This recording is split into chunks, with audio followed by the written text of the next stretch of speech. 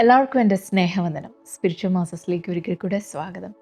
കഴിഞ്ഞ എപ്പിസോഡിൽ നമ്മൾ കണ്ടു സങ്കീർത്തനം 91 അധ്യായത്തിൽ നിന്ന് അത്യുന്നതൻ്റെ മറവിൽ വസിക്കുന്ന വ്യക്തിയെക്കുറിച്ച്, അത്യുന്നതൻ ആരാണെന്നും അത്യുന്നതൻ്റെ അർത്ഥം എന്താണെന്നും അത്യുന്നതൻ്റെ മറവ് അല്ലെങ്കിൽ the secret place of the most high, അവൻ്റെ ആ രഹസ്യ സ്ഥലം, അതിനെക്കുറിച്ച് നമ്മൾ കണ്ടു.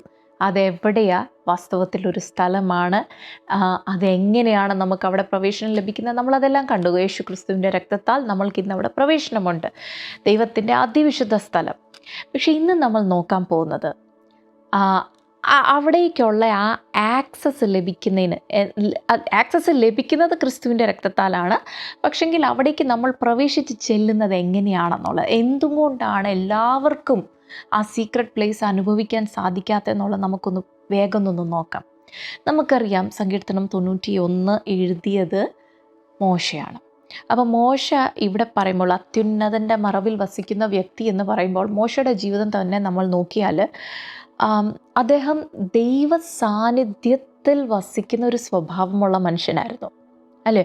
ദൈവം തന്നെ പറയുന്നുണ്ട്, ഒരു മനുഷ്യൻ തൻ്റെ സ്നേഹിതനോട് മുഖാമുഖം ഇരുന്ന് സംസാരിക്കുന്ന പോലെ ഞാൻ മോശയോട് സംസാരിച്ചിട്ടുണ്ടെന്ന്. അപ്പോൾ മോശയെക്കുറിച്ച് ദൈവം തന്നെ അത് പറയുന്നു. മോശയെക്കുറിച്ച് നമ്മൾ വായിക്കുമ്പോൾ 40 ദിവസം 40 രാവും ഒന്നും ഭക്ഷണം കഴിക്കാതെ ഒന്നുമില്ല, ദൈവ സാന്നിധ്യത്തിലിരുന്ന് ദൈവത്തോട് സംസാരിച്ചുകൊണ്ടിരിക്കുന്ന ഒരു വ്യക്തി.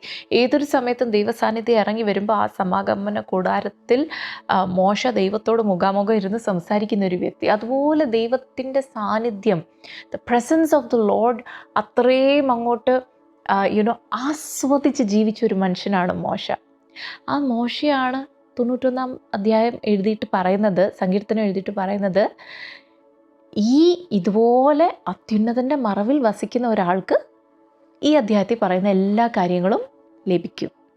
ചോദ്യം ഇതാണ്, എങ്ങനെയാണ് നമ്മൾ ഈ ഒരു ദൈവ സാന്നിധ്യത്തിലേക്ക് നമ്മൾ പ്രവേശിക്കുക? എങ്ങനെയാണ് ഇങ്ങനെ ഒരു ദൈവ സാന്നിധ്യത്തിൽ നമ്മൾക്ക് ഡ്വെല്ല് ചെയ്യാൻ സാധിക്കുന്നത്?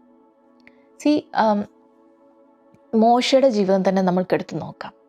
മോശയ്ക്ക് ആദ്യം ഉണ്ടായ എൻകൗണ്ടർ, ആദ്യമായിട്ട് ദൈവത്തെ കാണുന്ന എപ്പോഴാണ്? പുറപ്പാട് പുസ്തകം 3 അധ്യായത്തിൻ്റെ 3 വാക്യത്തിൽ മോശ ഇങ്ങനെ തൻ്റെ അമ്മായിയപ്പൻ്റെ ആടുകളെയൊക്കെ മേയിച്ചുകൊണ്ടിങ്ങനെ പോയപ്പോൾ അദ്ദേഹം നോക്കിയപ്പോൾ ഒരു പർവ്വതത്തിൻ്റെ മുകളിലൊരു മുൾപടർപ്പ് കത്തുന്നു. അത് കത്തിക്കൊണ്ടിരിക്കുക, പക്ഷെങ്കിൽ അത് ദഹിക്കുന്നില്ല. അപ്പോൾ ഒരു എന്താ പറയുക, ഒരു സൂപ്പർ നാച്ചുറൽ സംഭവമാണെന്ന് മോശയ്ക്ക് മനസ്സിലായി. ഇതൊരു നാച്ചുറലായിട്ട് നടക്കുന്ന സംഭവമല്ല. അവിടെ മോശയുടെ റെസ്പോൺസ് എന്തായിരുന്നു? അതാണ് നമ്മളുടെ പ്രധാനപ്പെട്ട ഒരു വിഷയം. ആദ്യത്തെ കാര്യം, ദൈവം നമ്മളോട് സംസാരിക്കുമ്പോൾ, വചനത്തിൽ കൂടെ സംസാരിക്കും, അല്ല മറ്റെന്തെങ്കിലും രീതിയിൽ സംസാരിച്ചാൽ നമ്മുടെ റെസ്പോൺസ് അതിനോട് എന്താണെന്നുള്ളതാണ് പ്രാധാന്യമേറിയ വിഷയം. മോശയുടെ റെസ്പോൺസ് എന്തായിരുന്നെന്ന് അറിയണ്ടേ? 3 വാക്യത്തിൽ മോശ പറയാ, അതെന്താണെന്ന് ഞാൻ പോയി നോക്കും. I will go and see. എനിക്കൊന്ന് പോയി കാണണം, എനിക്കൊന്ന് അനുഭവിക്കണം. ആ സൂപ്പർ നാച്ചുറൽ അനുഭവം എന്താണെന്ന് എനിക്കൊന്ന് അറിയണം. ആ ഒരു ഹങ്കർ, ആ ഒരു മോശയുടെ ഉള്ളിലുള്ള ആ ഒരു ജിജ്ഞാസ, ആ ഒരു എന്താ പറയുക, എനിക്ക് ഐ വോണ്ട് ടു സീ എന്നുള്ള ആ ഒരു ദാഹം, ദൈവ സാന്നിധ്യത്തിന് വേണ്ടിയുള്ളൊരു ആ ഒരു ദാഹം, അതാണ് ഫസ്റ്റ് റെസ്പോൺസ്. അല്ലാതെ അവിടുന്ന് അതെന്തേലും ആയിക്കോട്ടെ, ഞാനെന്തിനാ ബോധർ ചെയ്യുന്നതെന്ന് പറഞ്ഞിട്ട് അവിടുന്ന് കടന്നു പോയിരുന്നെങ്കിൽ മോശ ചിലപ്പോൾ ദൈവശബ്ദം കേൾക്കത്തില്ലായിരുന്നു. നമ്മൾ പലപ്പോഴും ദൈവശബ്ദം കേൾക്കാത്തത് നമ്മുടെ റെസ്പോൺസാണ്. നമ്മൾക്ക് അങ്ങനെ ഒരു ആഗ്രഹവും ആ ഒരു ആവേശവും വന്നിട്ട് നമ്മൾ ദൈവസന്നിധിയിലേക്ക് കടന്നു പോകുന്നില്ല. ആയിക്കോട്ടെ, അവിടെ പ്രാർത്ഥന അതൊക്കെ നടക്കട്ടെ, എനിക്ക് എൻ്റെ കാര്യമില്ലയോ എന്ന് മുന്നോട്ട് നമ്മൾ നമ്മുടെ കാര്യത്തിന് പോകും. അപ്പോൾ എന്താ, നമുക്ക് കേൾക്കേണ്ട ദൈവശബ്ദം നമ്മൾ പലപ്പോഴും മിസ് ചെയ്യുന്നു. നമ്മൾ മീറ്റ് ചെയ്യേണ്ട പല ദൈവത്തോടുള്ള അപ്പോയിൻമെൻറ്റ്സും നമ്മൾ മിസ് ചെയ്യുന്നു. നമ്മുടെ റെസ്പോൺസാണ് അതിൻ്റെ ഏറ്റവും പ്രൈമറി കാരണം. The first primary reason, first കാര്യം നമ്മുടെ റെസ്പോൺസ്. മോശയുടെ റെസ്പോൺസ് എന്തായിരുന്നു? ഐ വിൽ ഗോ, ഞാൻ പോകും, ഞാൻ കാണും. അപ്പോൾ അത് വന്നപ്പോൾ 4 വാക്യത്തിൽ അവിടെ പറയുന്നത്, when God saw that Moses is coming, മോശ ഇത് കാണാൻ വേണ്ടി ദൈവത്തിൻ്റെ അരികിലേക്ക് വരുന്നു എന്ന് ദൈവം കണ്ടപ്പോൾ 5 വാക്യത്തിൽ ദൈവം മോശയുടെ പേര് വിളിച്ചു. ദൈവം മോശനെ വിളിച്ചു പറയാണ്, അവിടെ നിൽക്ക്, എൻ്റെ അരികിലേക്ക് വരണ്ട, എന്നാൽ do not come any closer. ഇല്ല, അത് ദൈവം പറയാണ്, ആവേശമൊക്കെ കൊള്ളാം, അവിടെ നിൽക്ക്. 5-ാം വാക്യം, അപ്പോൾ ദൈവം കൽപ്പിച്ചു, ഇങ്ങോട്ട് അടുത്ത് വരരുത്, നീ നിൽക്കുന്ന സ്ഥലം വിശുദ്ധമാകിയാൽ കാലിൽ നിന്ന് ചെരുപ്പ് ഊരി കളയുക. നീ നിൽക്കുന്ന സമയം, നിൻ്റെ ആവേശം കാരണം നീ വിശുദ്ധ സ്ഥലത്തിലേക്ക് കയറി വന്നു. പക്ഷെ നിനക്കിവിടെ നിൽക്കണം എന്നുണ്ടെങ്കിൽ നീ ഒരു കാര്യം ചെയ്യണം. എൻ്റെ കാലിൽ കിടക്കുന്ന ചെരുപ്പുണ്ടല്ലോ, അനേക നാളുകളായിട്ട് അതിട്ട് ശീലിച്ചതാ, അത് നീ ഊരിക്കളയണം. എന്നാലേ നിനക്കിവിടെ നിൽക്കാൻ സാധിക്കത്തുള്ളൂ.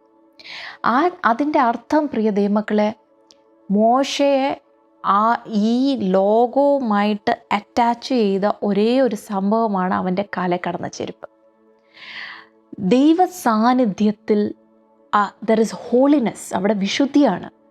ദൈവം പറയാണ്, ഈ ലോകവുമായിട്ട് നിന്നെ അറ്റാച്ച് ചെയ്ത് വെച്ചിരിക്കുന്ന ആ കാലിൽ കിടക്കുന്ന ചെരുപ്പ് നീ അതൊന്ന് ഊരി ദൂരോട്ട് കള. എന്നാലേ നിനക്കിവിടെ നിൽക്കാൻ സാധിക്കത്തുള്ളൂ. എൻ്റെ അരികിലേക്ക് ഇച്ചിരൂടെ വരണമെങ്കിൽ നീ അതാദ്യം ഊരിക്കളയണം. പ്രിയ ദൈവമക്കളെ, നമ്മുടെയൊക്കെ ജീവിതത്തിൽ നമ്മൾക്ക് പറ്റുന്ന പരാജയം എവിടെ നിന്നറിയോ? പലപ്പോഴും ആവേശമൊക്കെ ഉണ്ട്, ദൈവസാന്നിധ്യം അനുഭവിക്കണം, എനിക്ക് ദൈവത്തെ ഇച്ചിരൂടെ അറിയണം. പക്ഷെ ചില കാര്യങ്ങൾ നമ്മൾക്ക് വിട്ട് കളയാൻ നമുക്കിഷ്ടമല്ല, നമുക്ക് പറ്റത്തില്ല. ചില കാര്യങ്ങൾ എന്ന് പറയുമ്പോൾ മോശയുടെ ചെരുപ്പ് പോലെ, മോശയുടെ ജീവിതത്തിൽ അത് അവൻ്റെ കാലിൽ കിടക്കുന്ന ചെരുപ്പായിരുന്നു. നമ്മുടെ ജീവിതത്തിൽ ആ ചെരുപ്പ്, മോശയുടെ ചെരുപ്പ്, അതേതാ? ചിലപ്പോൾ എൻ്റെ ജീവിതത്തിലുള്ള സംഭവമായിരിക്കത്തില്ല നിങ്ങളുടെ ജീവിതത്തിൽ. നമുക്ക് ഓരോരുത്തർക്കും പല പല വേറെ വേറെ സംഭവങ്ങൾ വെച്ചിട്ടാണ് പിശാച് നമ്മളെ ഈ ലോകമായിട്ട് ഇങ്ങനെ അറ്റാച്ച് ചെയ്ത് വെച്ചേക്കുന്നത്. ഇങ്ങനെ മുറുകെ പിടിച്ച് വെച്ചുകൊണ്ടിരിക്കുക ലോകമായിട്ട്, ഇന്ന് വിട്ടു പോകണ്ട. ചിലർക്കൊക്കെ ഫോണിൽ യൂട്യൂബായിരിക്കും, ദിവസം മുഴുവനും ഇങ്ങനെ യൂട്യൂബിൽ ഇങ്ങനെ സ്ക്രോൾ ചെയ്തുകൊണ്ടിരിക്കുക. ചിലർക്ക് ഇൻസ്റ്റാഗ്രാം ആയിരിക്കും, ചിലർക്ക് ടിക്ടോക്ക് എന്ന് പറയുന്ന സാധനമായിരിക്കും, ചിലർക്ക് ഫേസ്ബുക്ക് എന്ന് പറയുന്ന സാധനമായിരിക്കും. ഇതിങ്ങനെ കണ്ടുകൊണ്ടിരുന്ന തലയ്ക്കകത്ത് മൊത്തം പിന്നെ നമുക്ക് ദൈവസാന്നിധ്യത്തിന് വേണ്ടിയുള്ള സമയമില്ലല്ലോ. ദൈവസാന്നിധ്യം അനുഭവിക്കാൻ പറ്റാതെ പോകുന്ന, അതുപോലെ ലോകമായിട്ടങ്ങ് ചേർന്ന് പോകുന്ന അവസ്ഥകൾ. ചിലർക്ക് ടി വിയിലെ സീരിയലില്ലാതെ ഒന്നും പറ്റത്തില്ല. ചിലരെ സംബന്ധിച്ച് ഈ ബിഞ്ച് വാച്ചിങ് എന്നൊക്കെ പറയും, കുത്തിയിരുന്ന് പടം കൊണ്ടുകൊണ്ടിരിക്കുക. അപ്പം ദൈവം ആ ചെരുപ്പ് ഊരിക്കളയാൻ നമ്മളോട് പറഞ്ഞാൽ നമ്മളത് ഊരിക്കളയുമോ?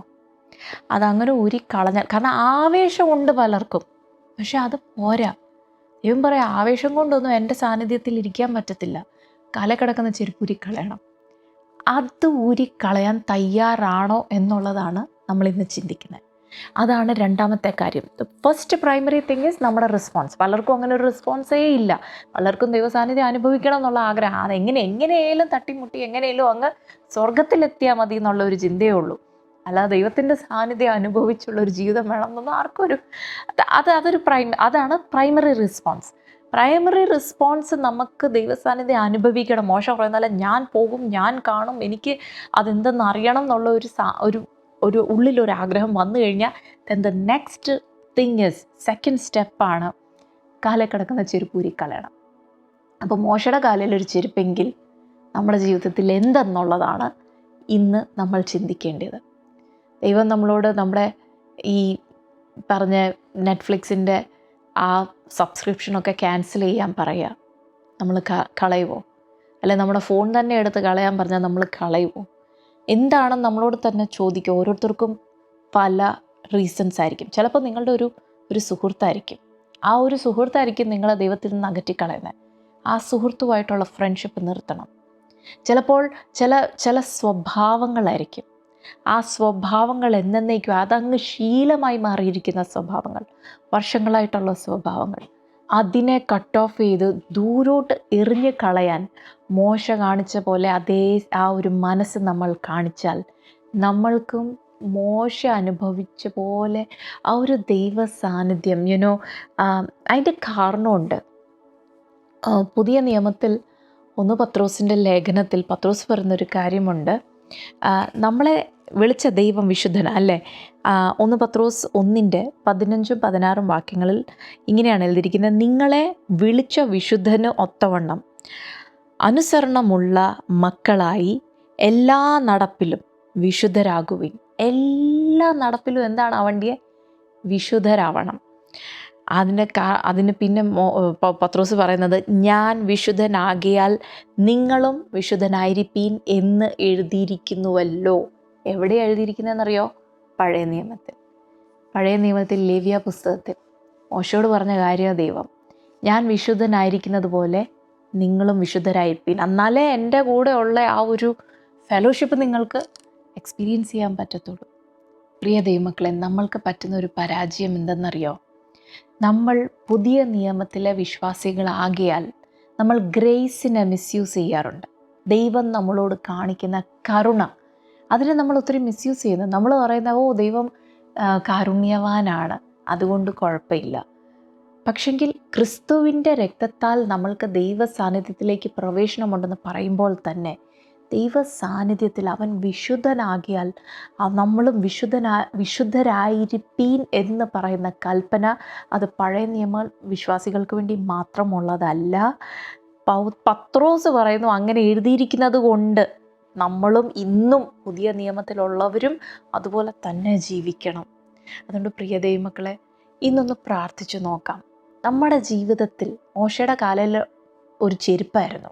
നമ്മുടെ ജീവിതത്തിൽ എന്താണ്, അല്ലെ നമ്മളുടെ ജീവിതത്തിൽ ദൈവം ഊരിക്കളയാൻ പറയുന്ന ചെരുപ്പ് ഏത് എന്ന് പരിശുദ്ധാത്മാവിനോടൊന്ന് ചോദിക്കാം.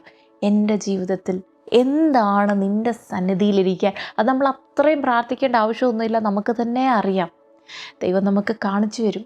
പക്ഷെ അങ്ങനെ കാണിച്ചു തരുമ്പോൾ അതിനെ ഊരിയെടുത്ത് ദൂരേക്ക് കളയാനുള്ള ആ ഒരു മനസ്സ്, ആ ഒരു തയ്യാറെടുപ്പ് അതുണ്ടെങ്കിൽ പ്രിയ ദൈവമക്കളെ, അങ്ങനെ ചില സ്വഭാവങ്ങൾ കട്ട് ഓഫ് ചെയ്യുക, ചില കൂട്ടുകാരെ മാറ്റി നിർത്തുക, അല്ലെങ്കിൽ ചില നമുക്കിഷ്ടപ്പെട്ട ചില കാര്യങ്ങളൊക്കെ കംപ്ലീറ്റ് ആയിട്ട് ഡിലീറ്റ് ചെയ്ത് കളയുക. അങ്ങനെ ചില സ്റ്റെപ്സ് എടുത്താൽ ദൈവ സാന്നിധ്യം അനുഭവിക്കുവാനും അത്യുന്നതൻ്റെ ആ സീക്രട്ട് പ്ലേസിൽ വസിക്കുവാനും നമ്മൾക്ക് സാധിക്കും. അങ്ങനെ എല്ലാവർക്കും വരുന്ന ദിവസങ്ങളിൽ ദൈവം ചെയ്യാൻ സഹായിക്കട്ടെ, ബലപ്പെടുത്തട്ടെ എന്ന് ഞാൻ പ്രാർത്ഥിക്കുന്നു. God bless you.